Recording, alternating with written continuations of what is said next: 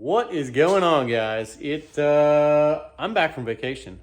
I am planning to hit this hard at this point. Um, episode 10. Episode 10 at this point. Crazy stuff. I managed to get the bones set up in the episode 9. And what that allowed me to do is move on to the steering now. So I had to set the steering box. I've done that actually just a couple minutes ago and realized I need to start filming. So what I will show you in this episode is how I have determined where my Vega steering box is going to go, what I've done to the adapter plate in order to make it usable because I couldn't get to some bolts.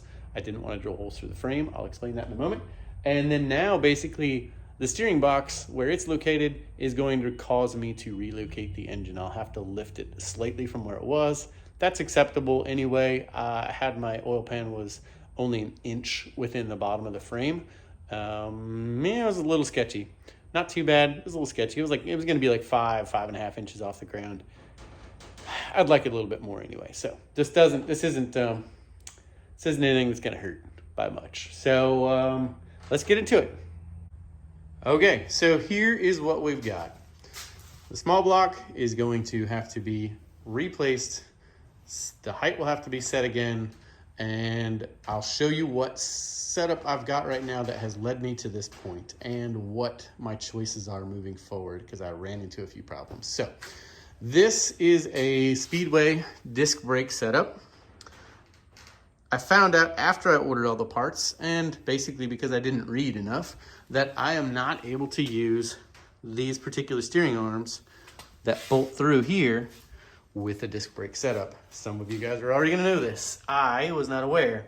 Why can't you use it? Well, the backing plate for the caliper bolts onto the back side. So this side of the spindle with a couple of spacers that get you out and get you to clearance all of the casting stuff that's going on in this. What that does, of course, is then sets these even further in, which of course screws with your Ackerman, as well as this radius right here runs into your axle. So I was told by a few people, oh yeah, just cut this off right here. The spacer that you need to get it back in. Yeah, that's doable. I'm not a fan of that. It only left maybe 1/4 inch of threads inside here if I would do that. So I'm not okay with that. And now I have two options. So one of my options is I get another set of spindles, since I was smart and cut the steering arms off of these originals. I'll have to get another set, and take them to a local buddy named Jack Fuller. And he has done many of these steering arms where he's dropped them to fit the axle. I've already talked to him. I'm actually slated to go there this Saturday until I found out the set of spindles I had were not the right set. So either my option is find another set of spindles. Jack may indeed have some for me that I can buy from him. Or I use the bolt through Pete and Jake's that does not wrap around the kingpin. It goes under the kingpin and gets you all set up with all the same geometry that all these common deep drop, as they call them, like the 3 1/4 drop arms. They have the same geometry as those. So that is a bolt-on option from Pete and Jake's. I have found actually those are kind of difficult to come across. Pete and Jake's still has them. You can get them through Summit according to Summit's site. Now, I don't really trust that very much, but that is my options. Anyhow, where that has gotten us to now, I'm able to use these steering arms because they do technically have the correct geometry. I've checked this already in CAD to determine if with these locations here on each side, if using those exact locations in regard to the kingpins and the spindles and the center point of my axle back here, that I have almost perfect Ackerman right now. So that told me I was able to go ahead and proceed with this tie rod that I've put in here, and that would then allow me to locate my steering box. So I'm not going to go way into this, but I will explain how I got to the location where I'm at right now. So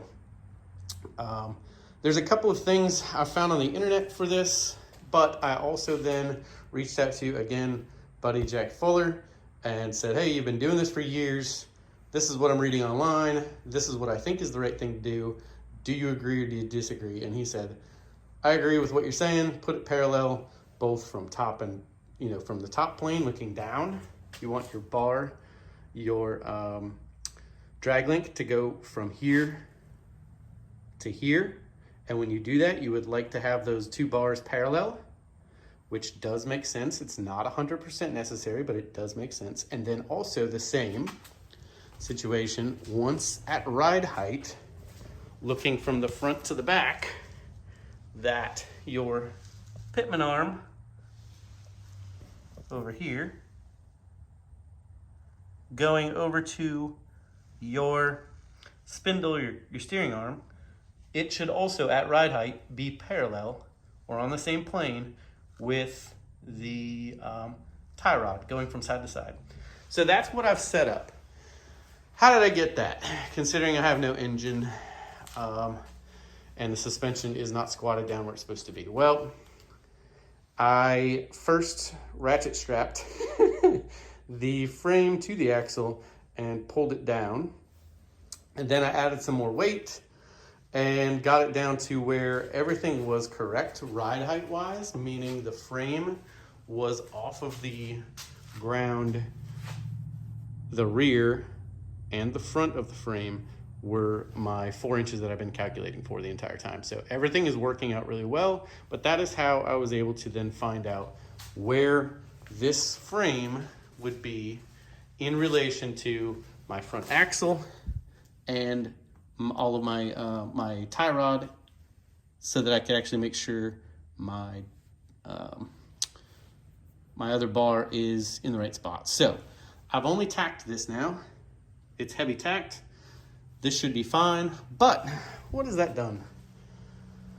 You can see right across from it is my engine mount.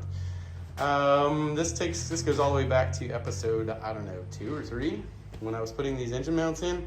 And I actually stated, I don't know, maybe 3 episodes ago, I should have known better. This is always where this steering box lands when you build one of these cars, at the general wheelbase that these are supposed to be built at. I should have known that steering box was going to land in that spot.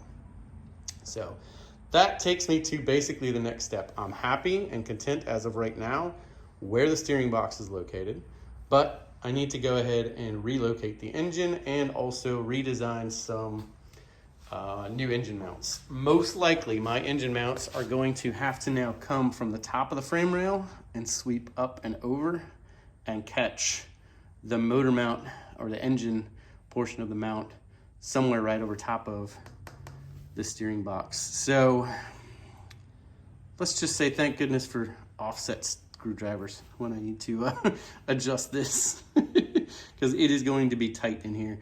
My engine, it's probably going to be right through here. I'm going to barely be able to get nuts, bolts through and into the block, I'm sure. That's kind of what I'm planning for. So we'll see what happens. That's where we're at now.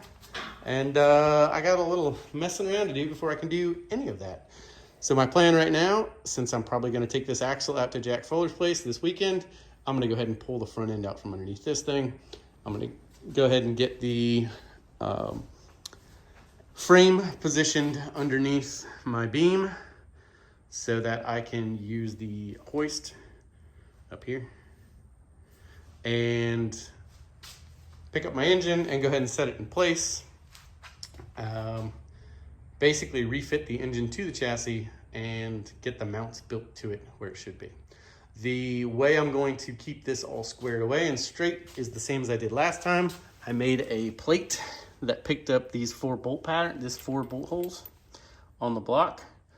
Everything was centered at that point to get me my crank center. I then made a jig plate that went from inside of the rail to inside of the rail and had that hole pattern in it so it centered the front of the engine. I can also adjust my height by putting a ledge into the plate so that I can now get my height exactly correct out of the frame rail. And then actually all I will have to do is make sure that my the pitch or the angle of my engine from front to back is correct at my transmission mount. As you can see, I've got to do something about the transmission cross member as well as I'm getting all of this done. So that's where we're at right now. I'm going to go ahead and start pulling this apart, get the engine on the hoist, get the frame underneath the hoist in the right location so I can land the engine where I need it, and basically secure the engine where I want it to be, and then I'll start designing new mounts. So here we go. All right, so it did occur to me that technically I don't need to pull this front end out from underneath this right now. I can set this into the engine, into the chassis, and not need all of this to necessarily be level, because the engine plate I'm going to make that bolts to the front of the engine and then sits across these rails, it's just going to center itself all like it's supposed to anyway. So I don't really need to worry about getting any of this stuff pulled out from underneath it right now. So what I'm going to do is go ahead and, for the moment, just pick this up, set it in place, see how different it's going to be sitting, see how much higher I'm going to have to bring it, and we'll go from there. I will say a few things that are dictating where I wanted this, height-wise, in the frame. One, of course, oil pan clearance. I wanted it up high enough, but not so high that it was way up into the car. Two, I want, of course, as much clearance as I can have on the interior near my feet or the pedal box area. And then three, I really wanted all of my induction stuff, the carburetors and whatnot, to be not much higher than, if at all, the top of the cowl. Because it's very important to me that my grill shell and my cowl are on the same plane, so it looks nice and doesn't have the grill way up high or whatever. And that means I didn't want all of this stuff sticking up higher. I know some people like that look. I was really trying to keep a clean profile from the side of right off of the grill shell across the top of the engine and right into the cowl. I was trying to keep a nice clean plane. I've just seen it. I like it that way. I'm not sure if it's going to happen at this point since I've got to come up over the steering box. That's what we're after right now. We will see what happens. I'm willing to, just because I kind of have to, sacrifice height up into the floor, into the cabin space. If I just don't have any choice because of the steering box and its correct placement, it is what it is. I might lose some cabin space as well as the profile that I would like to see from the side, but we'll see what happens.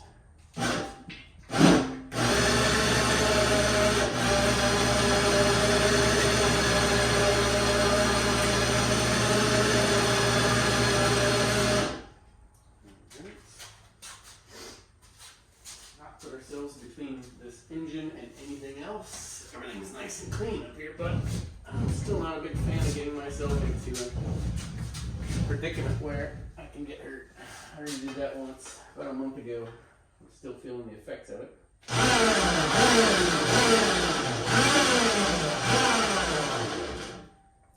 we're getting close to this. I'm going to pull this over a little further. I guess something else worth mentioning right now is, as you guys might have caught in some of the other episodes, my chassis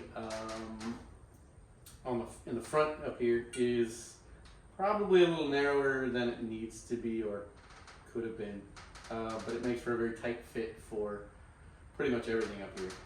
So that's another thing we have to contend with right now. So we're getting close. Get you in here.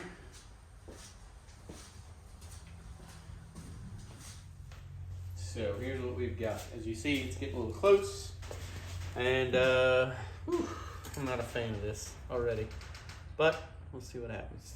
Actually, I need to take this mount off of here because that's certainly not going to be there anymore.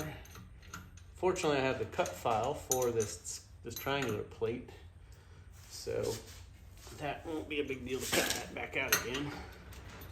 probably save these mounts because they're perfectly fine as they are. Save them for some other project. Let me get this off of both sides. Let's go down.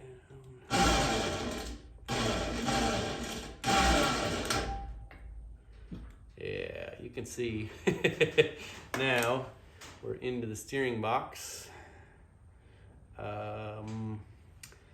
More than that, more concerning than that is, I think, according to my lines, I have a couple of lines marked on this frame.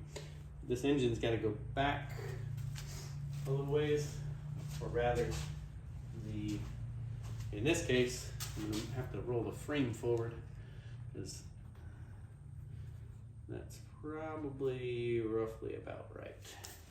Okay. That definitely gets tight, doesn't it?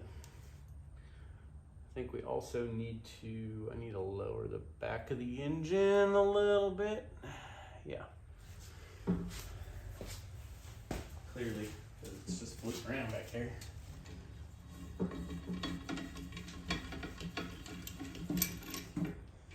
It's definitely nice to have all this adjustability. I'll say that much.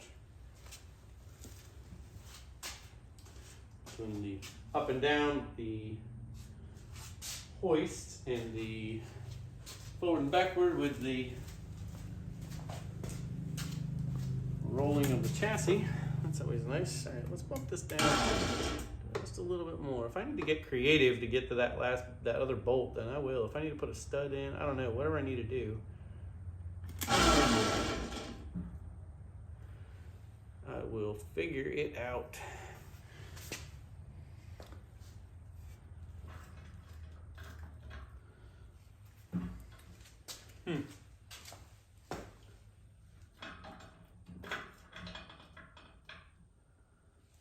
Let's just throw that on there for the moment, just to get an idea. I think we're really close right there.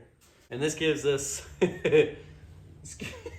this gives us an idea of what we got to contend with for the steering box. As you see, the steering adjustment screw is basically inside of the freeze plug that is behind the engine mount.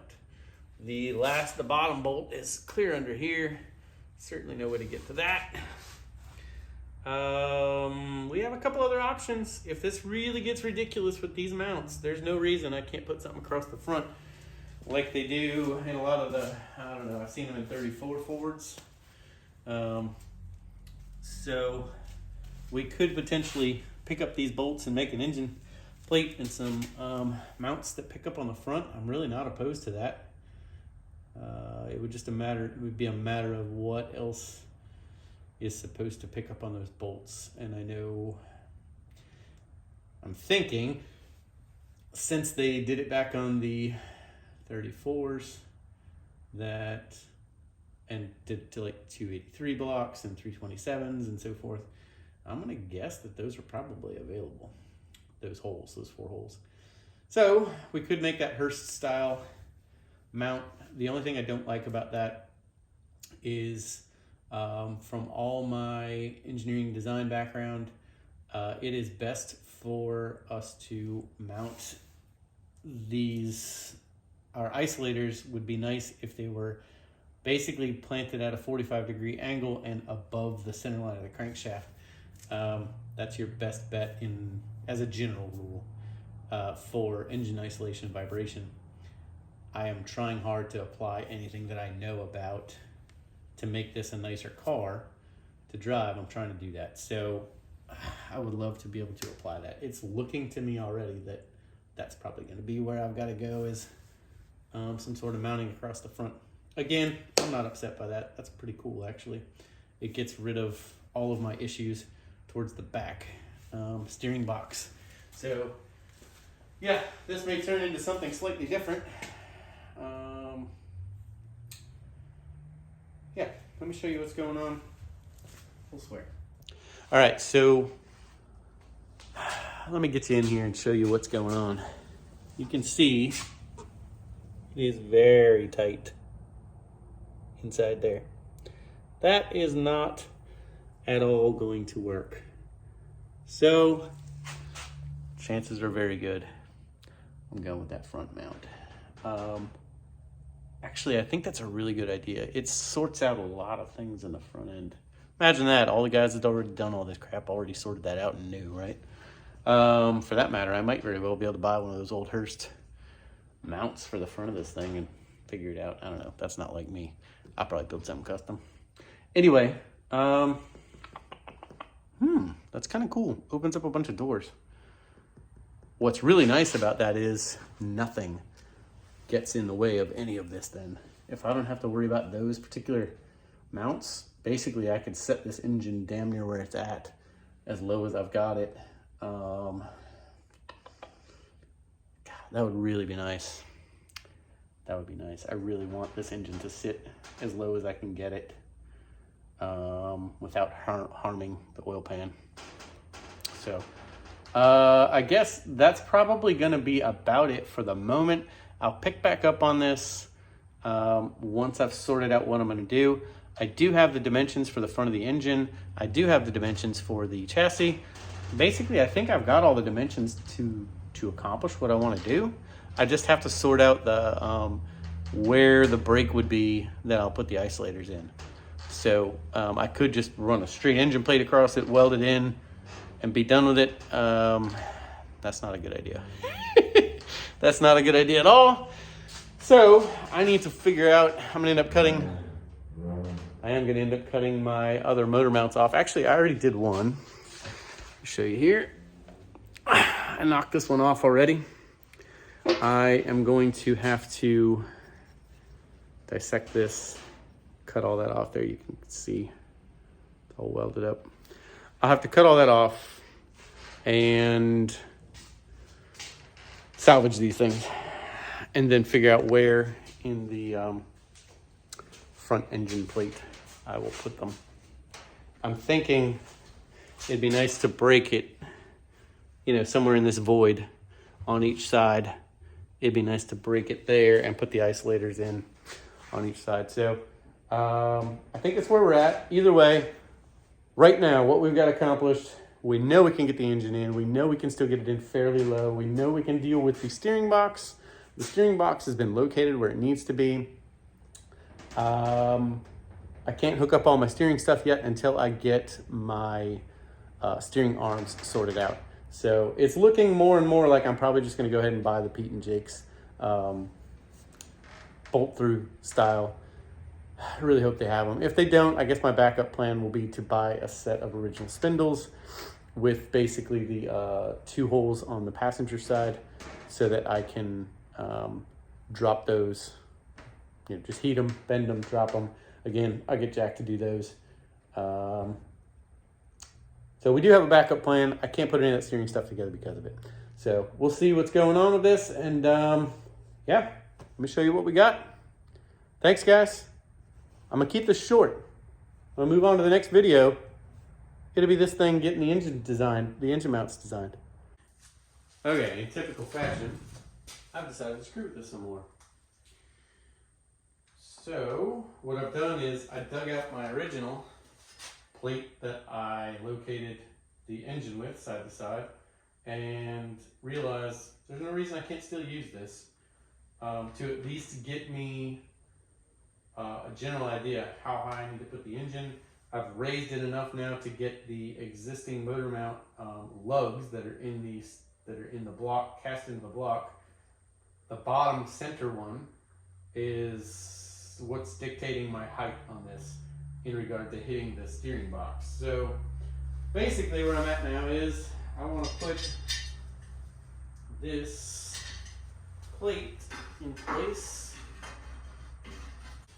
So I think you can kind of see what I got going on here already. The idea being, at the very least, I've now controlled one dimension, which is the side-to-side dimension. I'll tighten all this plate up. And at least I've controlled side to side. I know where it needs to sit in there. And then I just need to worry about height and angle.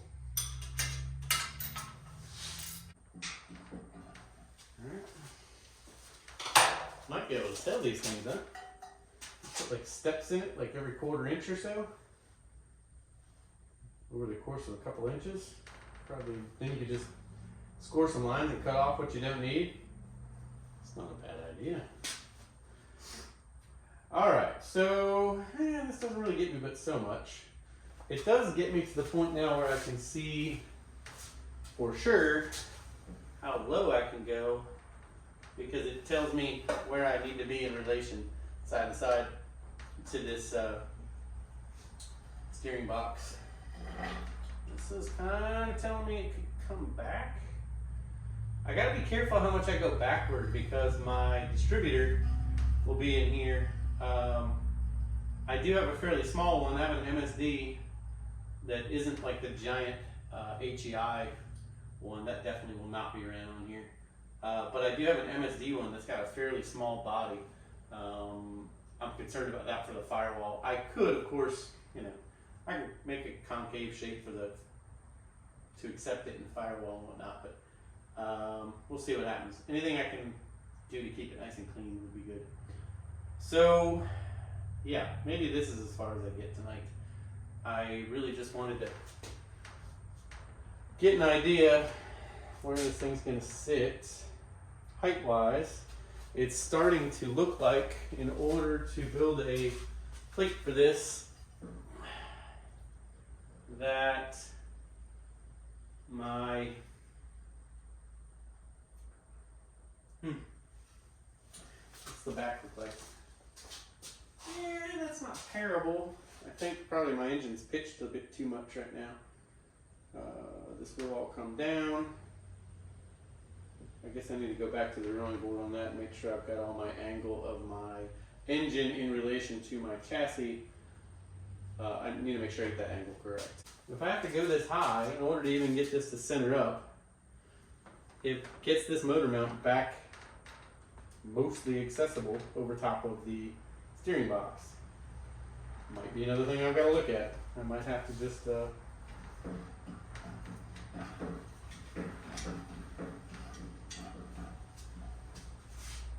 don't know. We'll see. This is the fun part of building them. Gotta figure some of it out along the way. I knew this would be the case. I'm not upset by it at all. So, all right, let's see what happens. I don't know. Next thing you guys will get out of me is probably designing this front mount system and trying to then land those mounts in the chassis. Get the transmission crossmember sorted out so that I can get the tail shaft or the back end of the transmission located for sure. Get all of my angle dialed in and basically reset the engine. That's probably what will be on episode 11. All right, guys. Well, hopefully you enjoyed this. Trying to keep them short. Just seems to work out better for what people want to watch. I'm the same way. If it's like 20 minutes, I'll go ahead and donate time to it. If it's like an hour and 15-minute long video, that better be because I'm doing absolutely nothing for the night. So anyway, thanks again. Please like and subscribe. I'm going to keep jamming on this thing. I'm going to try to get a little bit more regular about when my videos come out. And yeah, we'll see you next time. Thanks.